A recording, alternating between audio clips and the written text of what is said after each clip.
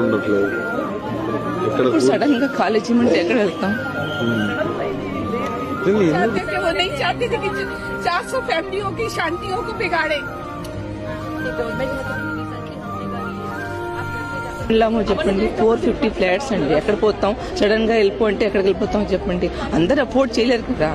అందరు maximum 90% middle class వాళ్ళు ఇక్కడ కష్టపడి లోన్ తీసుకొని ఇక్కడ మేము వచ్చామండి. ఈ రోజు కూలగొడుతున్నారు. లోన్ సగం కూడా మాకు తీరలేదు. పిల్లల ఎడ్యుకేషన్ రన్ అవుతుంది. ఇటువంటి పరిస్థితులన్నీ ఉన్న పలంగా మీరు వచ్చి ఖాళీ చేసేసేయండి.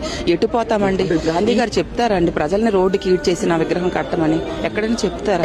గాంధీ గారు గవర్నమెంట్ ఉద్యోగులు అనుకోండి, నేను ఈ కేసులో ఉన్నానంటే ఫ్యూచర్ ఏంటి, నా ఫ్యూచర్ ఏంటి అని బాధపడి వాళ్ళు ఒకడుగు ముందుకు రారు. అదే పల్లెటూరులో రైతులు తీసుకోండి, వెంటనే వస్తారు. ఏదైతే అది కాంట్ మీద జైలుకు పోతామంటారు.